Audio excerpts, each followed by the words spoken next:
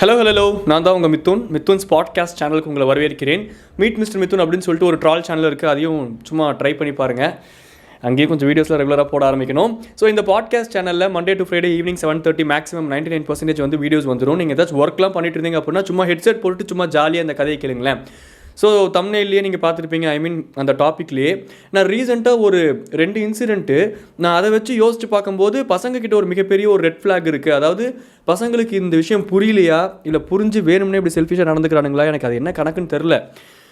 But அது ரிலேஷன்ஷிப்பில் work ஆகாது. அது வந்து அட்ரஸ் பண்ணணும் அப்படின்னு நினச்சேன். எனக்கு தோன்றதை சொல்லணும் அப்படின்னு நினச்சேன். நான் சொல்கிறது தான் கரெக்ட், இப்படி தான் நடக்கும், இப்படி தான் நடக்கணும் அப்படின்ட்டு அது நமக்கு அது அப்படி இல்லை. ஒவ்வொருத்தருக்கும் ஒரு சுச்சுவேஷன் இருக்கும், அதுக்கு தகுந்த மாதிரி தான். பட் மெஜாரிட்டி ஆஃப் த ஒரு சுச்சுவேஷன் இருக்குல்ல, ஒரு பேஸ்மெண்ட்னு ஒன்று இருக்குல்ல, ஒரு பேசிக்காக இது இருக்கணும் அப்படின்னு ஒன்று இருக்கும்ல. ஸோ அந்த விதத்தில் பார்க்கும்போது பசங்களும் யோசிச்சு சில விஷயங்கள் நடக்கணும். பெருசாக நிறைய டிஸ்க்ளைமர்லாம் போட தேவையில்லை. பசங்க பெருசாக பர்சனலாக எடுத்துக்க மாட்டாங்க, சில்லாக ஜாலியாக தான் இருப்பானுங்க. பொண்ணுங்களை பற்றி ஏதாவது சொன்னால் தான் கொஞ்சம் அப்பப்போ பக்குன்னு இருக்கும், பயமாக இருக்கும். ஏன்னா கொஞ்சம் சென்சிட்டிவாக இருக்கிறனால டக்குன்னு அதை வேறு மாதிரிலாம் யோசிக்கக்கூடிய நிறைய பேர் இருக்காங்க. எல்லாத்தையும் சொல்லலை, நிறைய பேர் அதை வேறு மாதிரி நம்ம சொல்லுவோம், அதை வேறு மாதிரி வேணும்னே புரிஞ்சுக்கிட்டு அதை வேறு மாதிரி வேணும்னே ப்ரொஜெக்ட் பண்ணுற நிறையா பீஸுங்களாம் இங்கே இருக்குது. அதனால் கொஞ்சம் நிறைய டிஸ்க்ளைமர் போட வேண்டியதாக இருக்கும். பசங்களை பற்றி அவனுங்க என்ன சொல்லிட்டாரு பெரிய கலெக்டர் அப்படின்னு போயிடுவானுங்க, அவ்வளோதான். இல்லாட்டி அவனுங்களுக்கு பிடிச்சிருந்து இல்லை கரெக்ட் இது என்னமோ சொல்கிறான் அப்படின்னு தோணுச்சுன்னா அது கொஞ்சம் சிம்பிளாக போயிடும். அதனால ஸ்ட்ரைட்டாக நம்ம மேட்ருக்கே போயிடலாம். ஸ்ட்ரைட்டாக நம்ம விஷயத்தை பேச ஆரம்பிச்சிடலாம். என்னென்னா நான் ஒரு 2 விஷயம் இப்போது ஓவராலாக சொல்கிறேன்.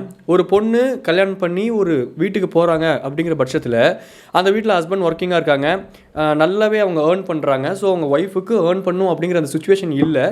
அவங்க ஹஸ்பண்ட் அண்ட் ஒய்ஃப்குள்ளே அது மியூச்சுவல் டெசிஷன். நான் அதை மட்டும்தான் பார்க்க இன்பர்சனாக பார்க்க வரேன், ஓவராலாக பார்க்க வரல.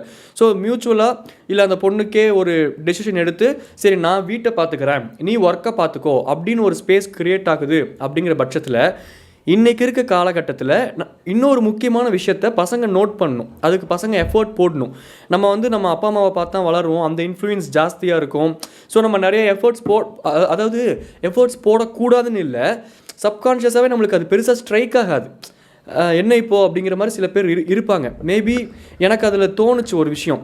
மேபி இந்த பாட்காஸ்ட் கேட்குற யாராச்சும் மேரிடாக இருந்தாங்க, பசங்களாக இருக்காங்க அப்படிங்கிற பட்சத்தில் அவங்க ஒரு வேளை இதை கேட்டாங்கன்னா ஆமாம்ல நம்ம கரெக்டு, நம்ம ஏன் இதை கேட்கவே இல்லை நம்ம ஒய்ஃப் கிட்ட, இல்லை நம்ம ஒய்ஃபுக்கு இது ஏன் பண்ணவே இல்லை அப்படின்னு அவங்க யோசிக்கக்கூடிய சான்சஸும் இருக்குது. ஸோ ரொம்ப ஈவிலாக கன்னிங்காக அப்படி பசங்க பண்ணுறாங்க அப்படின்னு நான் சொல்ல வரல. அப்படி பண்ணுற பசங்களும் இருக்காங்க, நிறைய பேரவே இருக்கானுங்க ஆக்சுவலாக. பட் அதை தாண்டி யதார்த்தமாகவும் இந்த தப்பு வந்து நிறைய பேர் பண்ணிக்கிட்டு இருக்காங்க. அது தெரிஞ்சு பண்ணால் தப்பு, தெரியாமல் பண்ணுறனால தவறு. ஸோ யதார்த்தமாகவும் இந்த தவறு நிறைய பேர் பண்ணிக்கிட்டு இருக்காங்க. அதுதான் என்னன்ட்டு என்னோட புரிதல் சொல்லணும் அப்படின்னு சொல்கிறது தான் இந்த பாட்காஸ்ட்டு. பேசுகிறானே தவிர்த்து இப்போ வரைக்கும் ஒன்றுத்தையும் சொல்ல மாட்டேங்கிறானே அப்படிங்கிற மாதிரி இருங்க ஒரு 5 நிமிஷம் அப்படியே பேசி ஓட்டினா தான் அந்த மைண்ட் செட் பண்ணதுக்கப்புறம் தான் உள்ளுக்குள்ளே போக முடியும். சரி, okay, coming to the scenario. இப்போ நம்ம உள்ளுக்குள்ளே போயிடலாம். இப்போது ஒரு பையன் இருக்கான், ஒரு பொண்ணு இருக்காங்க. அந்த பையன் ஒர்க்கிங் நல்ல எக்ஸ்ட்ராடனரியாக சம்பாதிக்கிறாங்க. ஸோ அந்த பொண்ணு வந்து ஒரு மியூச்சுவல் அண்டர்ஸ்டாண்டிங் வராங்க அந்த கப்புலாகவே.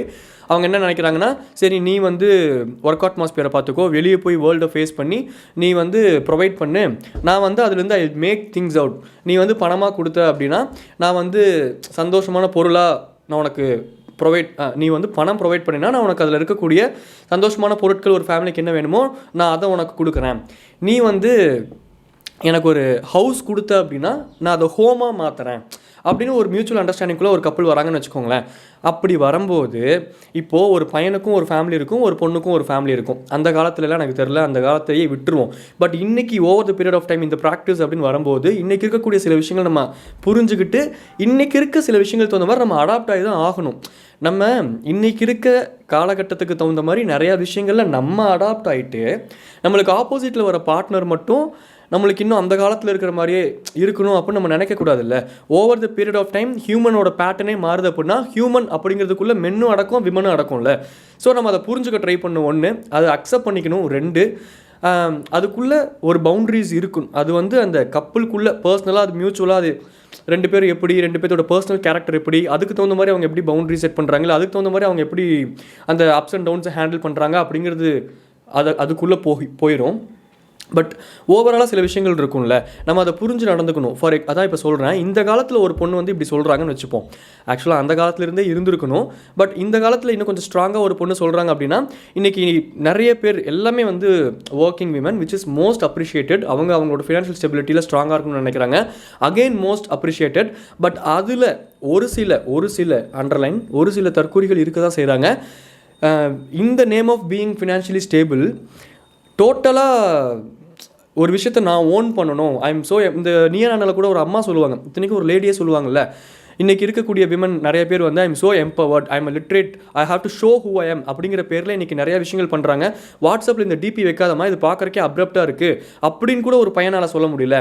அந்த அளவுக்கு பசங்களுக்கு வந்து ஒரு ஒப்பீனியனே இல்லாத மாதிரி ஆக்கிட்டாங்க அப்படின்னு ஒரு அம்மா சொல்லுவாங்க. அந்த மாதிரி இப்போ எதுக்கு இதெல்லாம் சொல்லிட்டு இருக்கேன் சொல்கிறேன், அந்த மாதிரி நிறைய விஷயங்கள் இருக்குது. பட் இன்றைக்கி இருக்கக்கூடிய காலகட்டத்தில் ஒரு ஏர்னிங், ஒரு சம்பாரித்து தன்னோட ஃபினான்ஷியல் இண்டிபெண்ட்டான விஷயங்களையும் பார்த்துக்கிட்டு, எனக்கு தெரிஞ்ச என்னோடய ஃப்ரெண்ட்ஸ் இருக்காங்க, எனக்கு தெரிஞ்ச பெண்களும் இருக்காங்க, அவங்களோட சந்தோஷத்தை தாண்டி வீட்டுக்காக அவங்களோட ஃபினான்ஷியல் ஸ்டெபிலிட்டியை வச்சு என்னோடய ஃப்ரெண்டெல்லாம் வந்து அவங்க அம்மா அப்பாவுக்கு வீடு கட்டியே தீரணும் அப்படின்னு சொல்லிட்டு அவ்வளோ எதிர்ப்புகள்.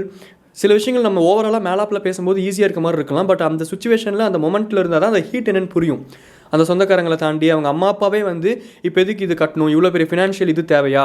ஏன்னா ஒரு வீடு கட்டுறோம் அப்படின்னா அது வந்து ஒரு டெட் அண்ட் அசெட் மாதிரி.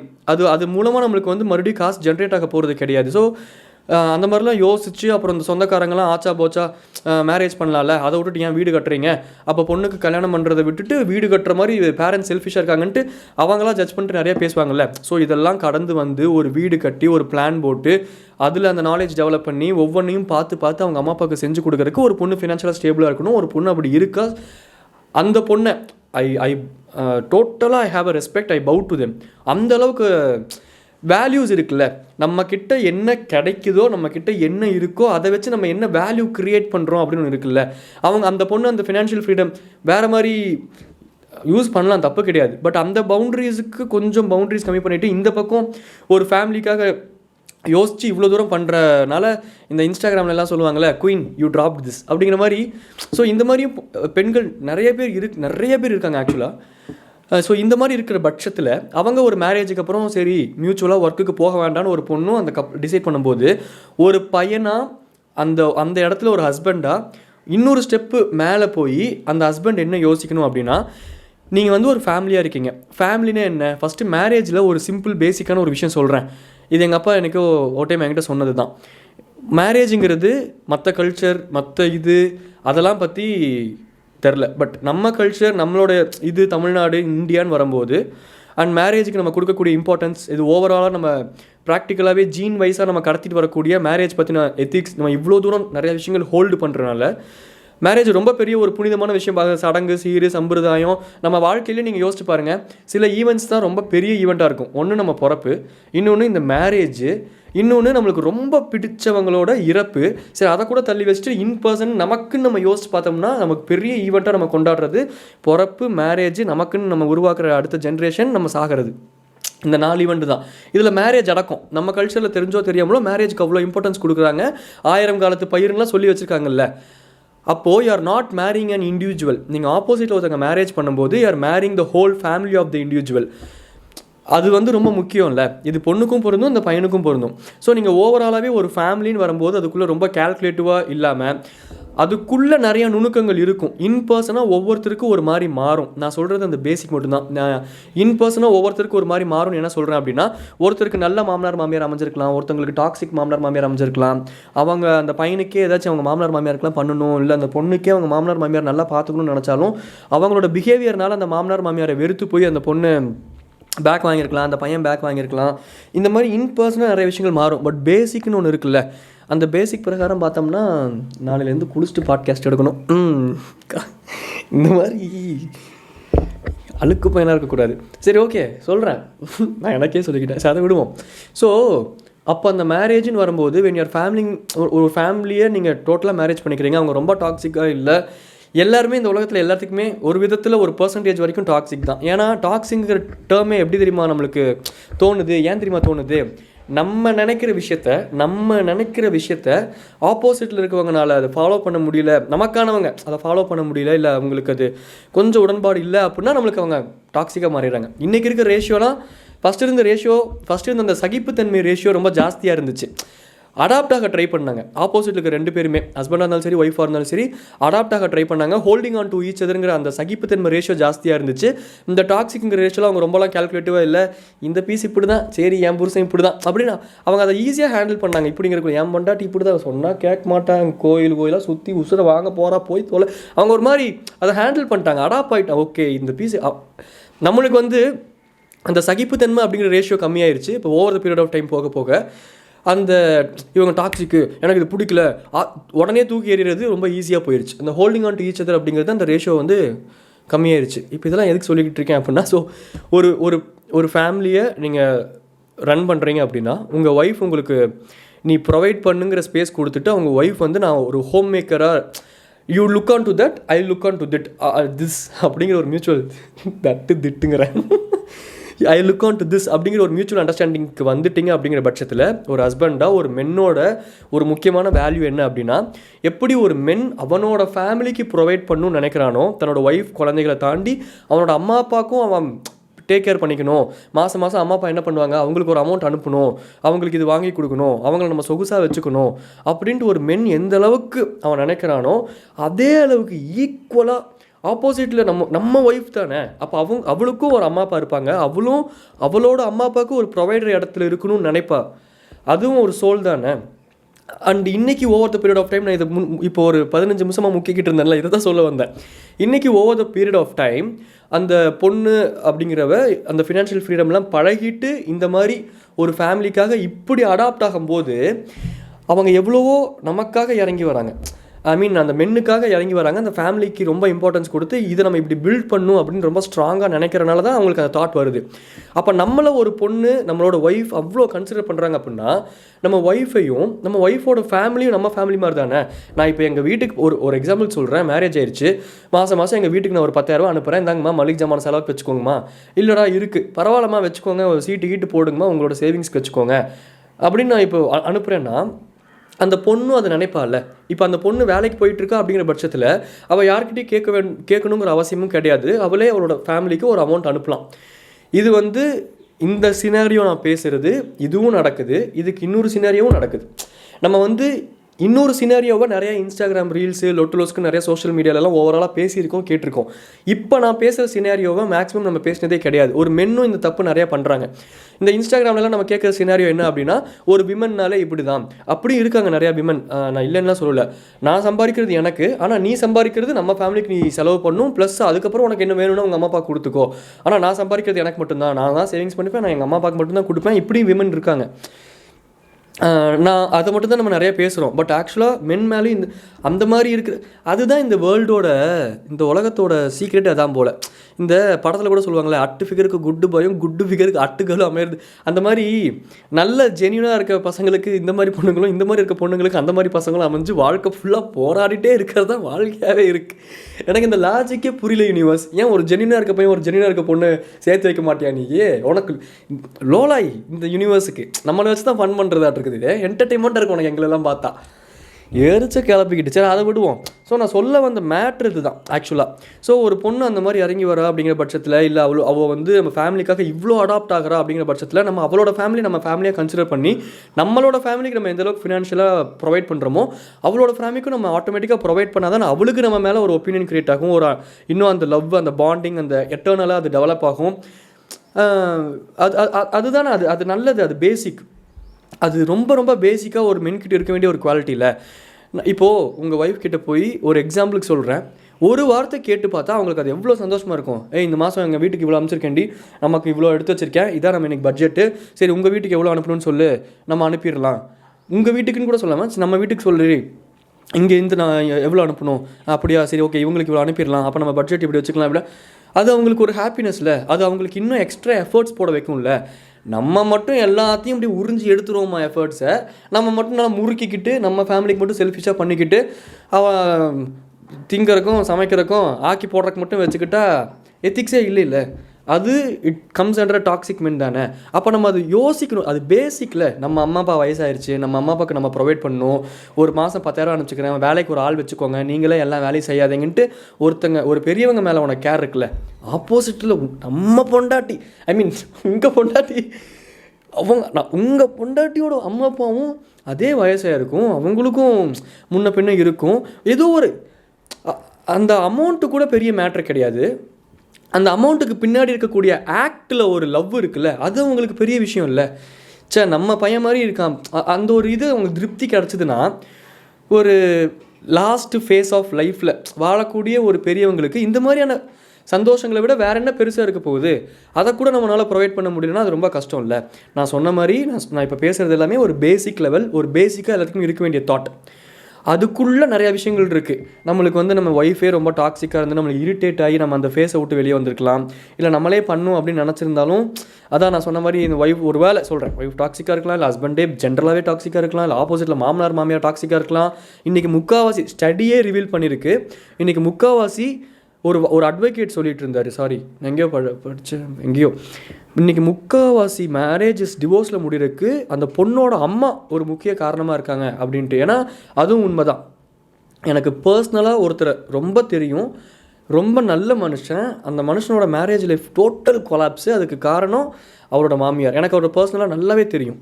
நான் ரொம்ப இன்பிட்வீனில் இருந்து பார்க்கக்கூடிய ஆள் தான், நான் ஒத்துக்கிறேன். இப்போ எனக்கு ஒரு பர்சன் தெரியும்னு சொன்னால் அந்த பர்சன் அவர் தான் இருக்கிறதுலே உத்தம குஞ்சுலாம் சொல்ல வரல, அவர் மேலேயும் தப்பு இருக்குது. பட் அது ஒரு பேஸ் லெவல் ஆஃப் விஷயம் தான். நான் சொன்னாலே எனக்கு அந்த சகிப்புத்தன்மையெல்லாம் ரொம்ப கம்மியாயிடுச்சுன்ட்டு.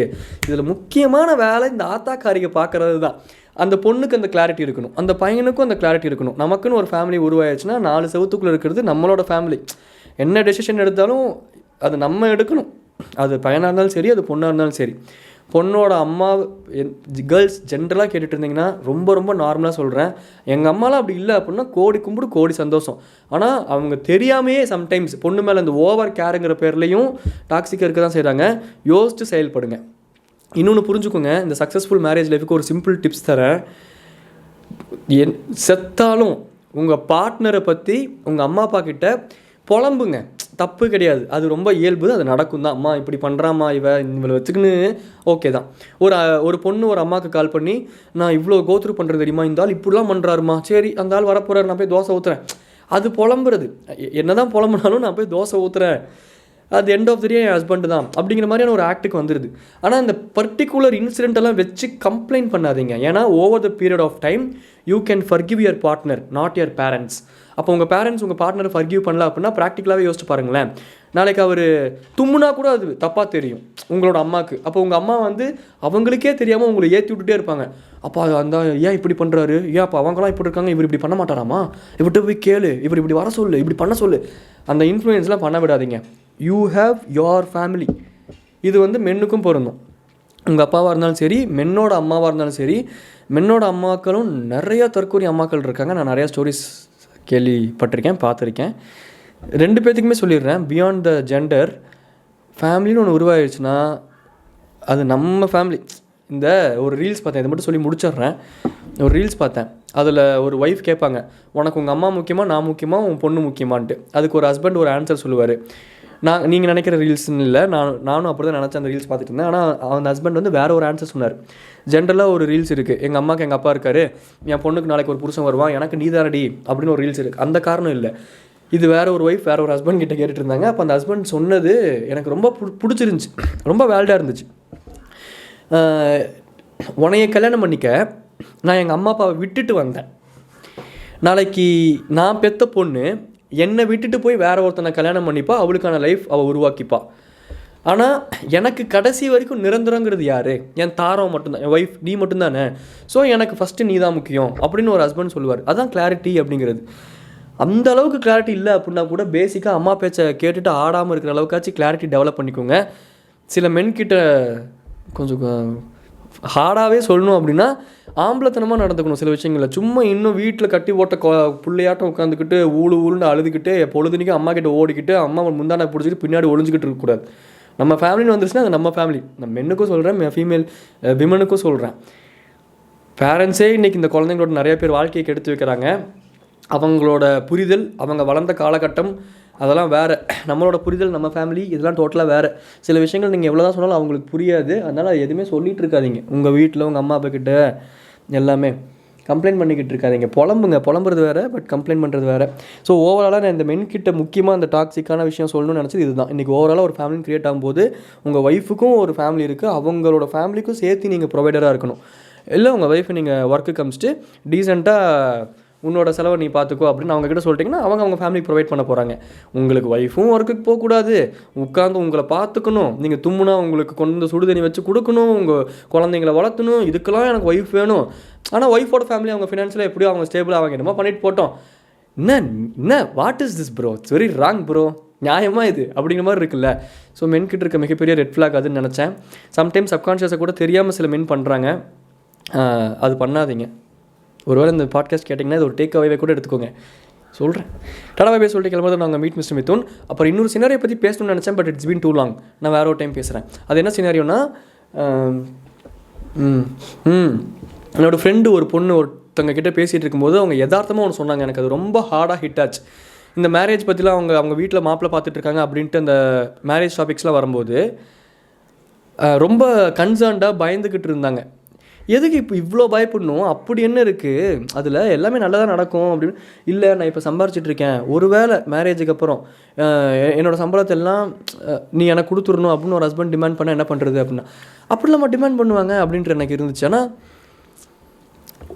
Over the period of time ஒரு ஒய்ஃப் அவங்களுக்கே தெரியும் நம்ம ஃபேமிலி நம்ம பார்க்கணும் அப்படின்னு, அவங்களும் அந்த மெச்சூரிட்டிக்கு வருவாங்க. இல்லை நம்ம வழிக்கு கொண்டு வரணுமே, வழிக்கு கொண்டு வரதுன்னா நான் டாக்ஸிக் வேலை சொல்ல, அப்ரப்டாக எப்படி ஒரு பொண்ணுக்கிட்ட போய் இன்றைக்கி எவ்வளோ சம்பளம் வந்துச்சு, எனக்கு அமுச்சு விடுவேன்னு அனுப்பிச்சு, அது எப்படி கேட்க முடியும்? அது எப்படி கேட்க முடியும் வாயை திறந்து? அந்த பொண்ணை அதை சொல்லி ஃபீல் பண்ணும்போது எனக்கு அது ரொம்ப ஹார்டாக ஸ்ட்ரைக் ஆச்சு. ஓ இப்படி இருக்கானுங்களா, ஓ இதெல்லாம் நடக்குமா அப்படிங்கிற மாதிரி எனக்கு தோணுச்சு. ஆனால் அது அப்படி இருக்காங்க போல் ஊர் சைட்லலாம். ரொம்ப அப்ரப்டாக ஒரு பொண்ணோட சம்பளத்தை டிமாண்ட் பண்ணுற அளவுக்கு. நான் பேசிக்காக கேர்ள்ஸை பற்றி ஒன்று பேசிக் சைக்காலஜி ஒன்று சொல்லிட்டா, over the period of time அந்த அன்பு மூலமாக இப்போது விமன் பற்றி பேசிக்ஸ் அதான் எப்படி சொல்கிறது தான், அந்த பீஸுங்களுக்கு விமன் சொல்கிறேன், நம்மளை பிடிச்சிருச்சுன்னா அதுங்க சரண்டர் ஆயிரும். லிட்ரலாக அவங்க சரண்டர் ஆயிடுவாங்க. சில பேர் தான் இந்த ஓவர் பில்டப்ஸு இன்றைக்கி ஏதோ என்னமோ சொல்கிறாங்க. மெஜாரிட்டி நான் பார்த்த வரைக்கும், இல்லை நான் புரிஞ்சுக்கிட்டதை வச்சு சொல்கிறேன். நான் என்னோடய அம்மாவை பார்த்துருக்கேன், என்னோடய கசின்ஸ் பார்த்துருக்கேன், நான் என்னோடய நண்பர்கள் பார்த்துருக்கேன். அந்த பீஸுங்களுக்குலாம் அவங்களுக்கு தேவையான பேசிக் குட்டி குட்டி விஷயங்கள், ஒரு இல்லை ஓவரால் ஒரு கேர், நமக்குன்னு ஒருத்தர் இருக்கான் அப்படிங்கிற ஒரு விஷயம் நம்ம ஸ்ட்ராங்காக இல்லை அந்த ரீஅஷூரன்ஸ்லாம் கொடுத்து, சரி நான் தான் உனக்கு ஒன்றும் கவலை, நான் இருக்கேன் அப்படிங்கிறது சொன்னாலே போதும். அந்த பீஸுங்க அதுங்களே சரண்டர் ஆயிடுது. அவங்களே அந்த இது வருவாங்க. நம்மளாம் எப்படி வாயை திறந்து கேட்க முடியும், நீ அனுப்ப எனக்கு எல்லாம் காசையோன்ட்டு? ஒரு பொண்ணு அந்த இண்டிவிஜுவல் அவங்க சம்பாதிக்கிறது, அது அவங்களாம் அனுப்பணும். அது ஒரு over the period of time அது ஒரு ப்ராசஸில் நடக்கணும். அது ஒரு அன்பில் அவங்களாம் அனுப்பணும்னா, எனக்கு அனுப்பணும், நான் செலவு பண்ணிட்டு தற்கொலையாக சுற்றணும்னு நான் சொல்ல வரல. ஒரு ஃபேமிலியை பில்ட் பண்ணும்போது அதுவாக நடக்கணும் அப்படிங்கிறேன். இல்லை over the period of time நடக்கலை அப்படின்னா ஜென்யூனாக கூட உட்காந்து பேசலாம். இப்போ நீ இவ்வளோ சம்பாதிக்கிறேன், நான் இவ்வளோ சம்பாதிக்கிறேன், நம்ம 2 பேருமே நம்ம ஃபேமிலிக்கு நீ இவ்வளோ போடுவோம், அது இல்லாமல் தனியாக ஒரு சேவிங்ஸ் இன்வெஸ்ட்மெண்ட் பண்ணலாம். உட்காந்து பேசுறதுக்கு கூட இன்றைக்கி நிறையா மென்னுக்கு ஈகோ இடிக்குது போல். எடுத்தோடனே வீராப்பா முறுக்கிக்கிட்டு எனக்கு அனுப்ப எல்லா சம்பளத்தையும் அப்படின்னு இருக்கானுங்க நிறைய பேர் ஊர் சைடெலாம். அதாவது அவங்க அம்மா பேச்சை கேட்டுக்கிட்டு நான் கேள்விப்பட்டிருக்கேன். இதை தான் நான் அட்ரஸ் பண்ணணும்னு நினச்சேன், வேறு பாட்காஸ்ட்லேயே பேசணும்னு நினச்சேன், இங்கேயே சொல்லி முடிச்சிட்டேன். ஸோ இது ரெண்டுமே ஒரு பெரிய ரெட் ஃப்ளாக். ஒரு பொண்ணோட சம்பளம் அந்த பொண்ணு உங்களுக்கு கொடுக்கணும், இல்லை உங்கள் ஃபேமிலி பார்த்துக்கணும் நீங்கள் நினச்சிங்கன்னா நீங்கள் அதை நடக்க வைக்கணும். அதுக்கு தகுந்த மாதிரி நீங்கள் நடந்துக்கணும். அதிகாரத்துலேயும் அந்த இன்னைக்கு எவ்வளோ சம்பளம் இருக்குது, அதுக்கப்புறம் நீங்கள் வாங்கி வச்சுக்கிட்டு நீங்கள் அந்த பொண்ணுக்கு செலவு பண்ண கொடுக்காது. ஒன்று எல்கேஜி குழந்தை கிடையாது அந்த புள்ள, அது ஒரு இண்டிவிஜுவல் சோல். அவங்க ஒரு மைனர் கிடையாது, அவங்க ஒரு மேஜர். அவங்களுக்கும் சில டெசிஷன்ஸ் இருக்கும், சில ஆசை வெறுப்புகள் எல்லாம் இருக்கும். அதை ரெஸ்பெக்ட் பண்ணும். அந்த ரெஸ்பெக்ட், அந்த ஸ்பேஸை ரெஸ்பெக்ட் பண்ணும்போது தான் அந்த இடத்துல லவ் இருக்கும். அந்த ஸ்பேஸை மிஸ்யூஸ் பண்ணாங்க ஆப்போசிட்டில் இருக்க பார்ட்னர் அப்படின்னா நம்ம கொஞ்சம் கிறுக்கு பிடி போடலாம். அது மென்னுக்கும் பொருந்தும் விமனுக்கும் பொருந்தும். ஆனால் அந்த பேசிக்கான ஒரு ஸ்பேஸ் இருக்கும்ல, அந்த மூச்சு விடுற காட்சி சுவாசிக்கிற காட்சி டைம் லவ்ங்கிற பேரில் பிடிச்சி இப்படி கழுத்து நெருக்குன்னா செத்துட்டான்டா அவன் செத்துட்டான்டாங்கிற மாதிரி தான் ஆயிரும். சொல்கிறேன் நான். அவ்வளோதான். இதெல்லாம் எனக்கு ஓவராலாக தோணுச்சு. நான் பேசிட்டேன். ஏதாவது ஃப்ளோவில் பேசினது தான். ஏதாவது தப்பாக இருந்துச்சு அப்படின்னா I'm sorry, I didn't mean to, but எனக்கு ரெட் ஃப்ளாக்னு தோணுச்சு, சொல்லிட்டேன். அவ்வளோதான். டாடா பை பை சொல்லிட்டு கிளம்புறது நான் சொல்கிறது எனக்கும் சேர்த்து தான் சொல்கிறேன். ஸோ நான் பேசுறது நான் லேர்ன் பண்ணிக்கிறேன் தவிர்த்து நானும் ஒன்றும் உத்தம குஞ்சலாம் கிடையாது. நானும் எனக்கு ஒரு அண்டர்ஸ்டாண்டிங் இருக்குது. பட் ப்ராக்டிக்கலாக அதை நான் லைஃப்பில் அப்ளை பண்ணுறேன்னு ஒரு கேள்விக்குறி இருக்குல்ல. நான் ஜஸ்ட்டு ட்ரை பண்ணுறேன். I am trying to. So எனக்கும் தான் சேர்த்து நான் சொல்கிறேன். டாடா பை பை சொல்லிட்டு கிளம்புறது நாங்கள் meet mister Mithun. Tata bye bye. பாய்.